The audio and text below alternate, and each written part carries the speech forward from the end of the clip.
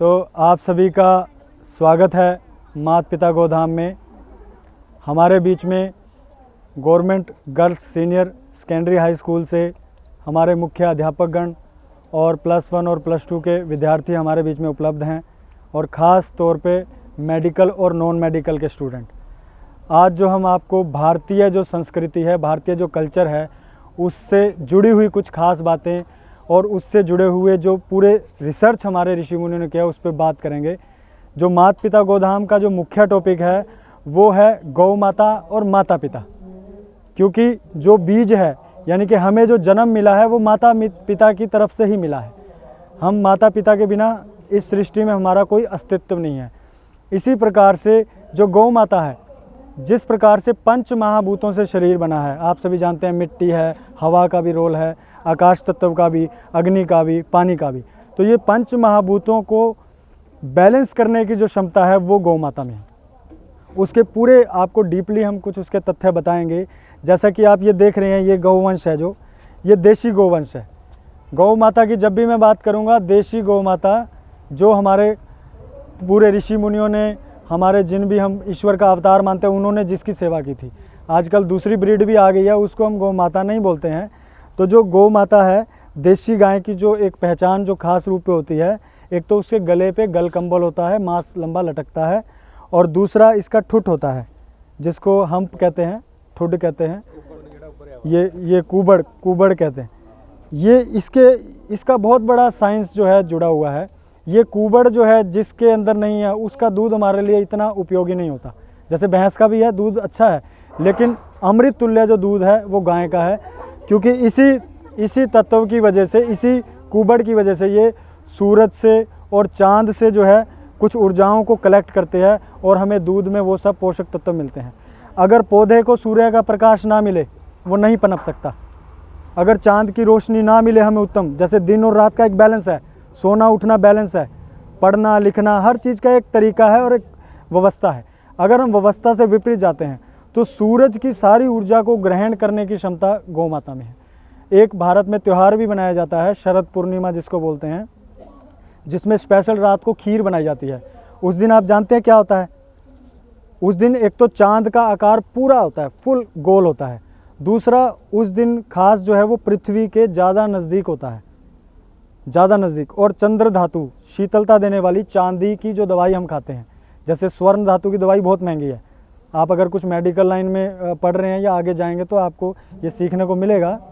जो हमारे चरक सुश्रुति या आप MBBS, अगर आप एलोपैथी में जाते हैं तो अलग चीज़ें मिलेंगी, लेकिन अगर आप आयुर्वेद में जाते हो तो आपको काफ़ी ज्ञान जो है सीखने को मिलेगा।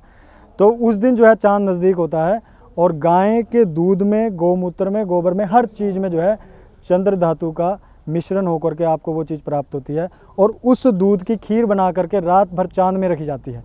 चावल और दूध का कॉम्बिनेशन होता है, उसको चांद की रोशनी में रख करके चंद्र धातु जो है उसमें आ जाती है और वो हमारे लिए बहुत ही ऊर्जा देने वाली। अगर साल में एक दिन भी आप उसको खा लेते हो तो सबसे बड़ा लाभ क्या है? आपका स्वभाव सौम्य हो जाएगा, आपकी बुद्धि तेज हो जाएगी। जो हम घंटों घंटों याद करते रहते हैं ना, याद नहीं होता। अगर आप चंद्र धातु से जुड़ते हो, ये खीर खाते हो तो आपकी बुद्धि बहुत बढ़ेगी। और गाय का दूध अगर इस्तेमाल करते हो तो बुद्धि के लिए बहुत ही उत्तम है। तो यहाँ से अब शुरुआत की, अब हम आपको गोबर गैस प्लांट की ओर लेके जाएंगे, तो वहाँ की तरफ हम गमन करते हैं। चलिए। भारत का जो अर्थशास्त्र था वो बड़ा ही साइंटिफिक था, और दूसरा वो जो हमारी कुदरत ने जो चीज़ें दी हैं उसके विरोध में कुछ भी नहीं था। जैसे आज हम प्लास्टिक यूज़ करते हैं, तो प्लास्टिक से आप सबको पता है कि कितना नुकसान दे रही है। आने वाली पीढ़ियों में हम कितना जहर जो है घोल रहे हैं। इसी प्रकार से पानी को ध्यान में रख करके, हवा को, हर चीज़ को ध्यान में रखते हुए हमारे ऋषि मुनि काम करते थे। ऐसे ही एक बार अर्थशास्त्र पे अध्ययन करने के लिए एक जर्मन के साइंटिस्ट आए। एक राजीव दीक्षित जी हैं जिन्होंने देश के लिए बहुत अच्छा काम किया है। अगर आप YouTube पे सर्च करोगे तो आपको बहुत कुछ सीखने को मिलेगा। तो उन्होंने ये दृष्टांत हमें सिखाया था। एक बार जर्मन के साइंटिस्ट यहाँ पे आए, उनको अर्थ इकोनॉमिकल सिस्टम पे रिसर्च करने के लिए भारत में भेजा गया था। भी भारत इतना समृद्ध क्यों है, सोने की चिड़िया कैसे है। तो उन्होंने बाय चांस एक कहीं पर तो वो शादी में चले गए। शादी में उन्होंने देखा कि बहुत सारे लोग मिल करके खाना बना रहे हैं, कोई बनाने के लिए हलवाई नहीं बुलाया। दूसरा, उन्होंने देखा कि जो खाना खा रहे हैं वो पत्तल में खा रहे हैं, और वो पत्तल जो है वो भैंसों को डाल रहे हैं। गाय को जूठा नहीं डाला जाता था, तो भैंसें भी रखते थे भारत में, तो वो भैंस को डाल दिया। अब भैंस क्या करती थी, वो बचा हुआ और वो पत्ते को खा जाती थी। फिर उससे क्या होता था, गोबर निकलता था, हैं। फिर उसी से प्रोसेस होकर दूध मिलता था। दूध से हम लस्सी बनाते थे, घी बनाते थे, और गोबर की पाथियाँ बनाते थे। अग्नि मिल जाती थी, गोबर से मंजन कर लेते थे उसकी राख से, और गोबर से गैस बनाते थे। तो ये गोबर गैस प्लांट है। तो हमारा जो मेन है कि गाय के खासकर गोबर के अंदर एक सल्फ़र नाम की जो है दवाई रहती है, जो आजकल बहुत ही महंगी मार्केट में उपलब्ध है, वो गोबर के अंदर उपलब्ध है। और बहुत सारे साइंटिस्ट इसको अलग करके इसके ऊपर मार्केटिंग का भी प्रोसेस पे काम कर रहे हैं। तो सबसे पहले क्या हुआ कि गाय ने हरा चारा खाया और उससे हमको गोबर गैस मिली। गाय से हमें 5 चीज़ें मिलती हैं, गोबर, गोमूत्र, दूध, दही और घी। इससे पूरा इकोनॉमिकल सिस्टम कैसे जुड़ा हुआ है ये मैं आपको बताऊंगा। तो गोबर गैस से क्या हुआ, एक तरफ गोबर जब इसमें डला तो गैस बन करके ये पूरा भर जाता है, ऊपर तक आता है। इससे फिर हम लोग खाना बनाते हैं, इससे फिर हम बिजली भी बनाते हैं इसी गैस से। और उसके बाद सिलेरी निकलती है इसकी, जो पतला एकदम महीन गोबर रहता है, सिलेरी उस तरफ निकल जाती है। वहाँ पर फिर हम इसका क्या करते हैं, इसको खाद में प्रोसेस करते हैं, या इसको डायरेक्ट खेत में भी डाल करके। तो यूरिया पेस्टिसाइड का जो जहर है उससे भी बच गए, आपको गोबर से गैस भी मिल गई, और इसके अंदर जो सल्फ़र है वो भी आपको मिल गया। और फिर आगे हमको उत्तम खेती, आजकल यूरिया केमिकल बहुत बड़ी आफत बन चुकी है, सिर्फ भारत के लिए नहीं पूरी दुनिया के लिए। लोग बर्बाद हो रहे हैं, बीमार हो रहे हैं। तो गोबर से हमको एक तो गैस मिल गई, ऊपर से हमको फिर सिलेरी मिल गई। और एक चीज़ और, आजकल गोबर से धूप वगैरह भी बनाई जाती है। ऐसा माना जाता है कि गोबर और गाय के घी का जब कॉम्बिनेशन होता है और जो गैस बनती है वो हमारे वातावरण को शुद्ध करती है। तो आजकल लोग, हज़ारों करोड़ों लोग जो हैं अब अपने घर में गोबर के उपले, और जिन घर में पहले गोबर के उपलों से धुआं वगैरह किया करते थे, मच्छरों से, बैक्टीरिया से बचते थे, और उसका जो घी के साथ कॉम्बिनेशन होकर के जो हमको हवा मिलती है वो बहुत ही शुद्ध मिलती है। और ऐसा मानते हैं कि उससे ऑक्सीजन की मात्रा बहुत बढ़ जाती है। जब गाय के घी को अग्नि से दी जाती है, जलाया जाता है, तो ऑक्सीजन की मात्रा भरपूर निकलती है और वातावरण भी शुद्ध होता है। पुराने समय में ऋषि मुनि हवन करके बारिश लाते थे। आपने सुना होगा कि जब बारिश नहीं होती थी तो हवन करते थे। क्या उससे क्या होता था कि उस जो गैस बनती थी वो बादल को आकर्षित करती थी, अपनी तरफ खींचती थी।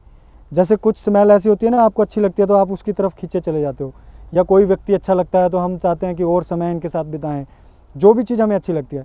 तो एक ऐसी गैस पैदा होती है जो बादलों को आकर्षित करती थी, और जो बारिश वाले भारी भरकम बादल हैं वो वहाँ पर आकर के बारिश करते। इवन के मंत्रों का भी साइंस होता है। जब हम सतनाम वाहेगुरु बोलते हैं, हम ओम बोलते हैं, तो इसका बहुत साइंटिफिक रीज़न है। परमात्मा के नाम को भी औषध का नाम कहा जाता है, क्योंकि ऐसा माना जाता है कि जो बाहर है वो अंदर है। आपने अनुभव तो नहीं किया होगा लेकिन सुना होगा, जो पिंडे सो ब्रह्मांडे, सो पिंडे वो ब्रह्मांडे, या पंजाबी में भी कहते हैं, जो मतलब आपके बाहर है वो आपके अंदर है। तो सारा स्ट्रक्चर, ये जितना भी फैलाव है ये इंसान नहीं किया है, पौधे, एक एक चीज़, तो वो जो है अहम ब्रह्मास्मि, तो सारा ज्ञान हमारे अंदर। तो ऋषि मुनि जो मंत्र बोलते थे, उन मंत्रों का और जो औषधियों के कॉम्बिनेशन से हवन होता था, तो बादल आकर के बारिश करते थे। और बारिश, आपको पता है कि अगर पानी नहीं है तो कुछ भी नहीं है। अगर आपको जल ना मिले ना तो आप सारे भगवान भूल जाओगे। एक दिन भी आपको पानी ना मिले, बोलोगे कि कुछ भी ले लो, पानी दो।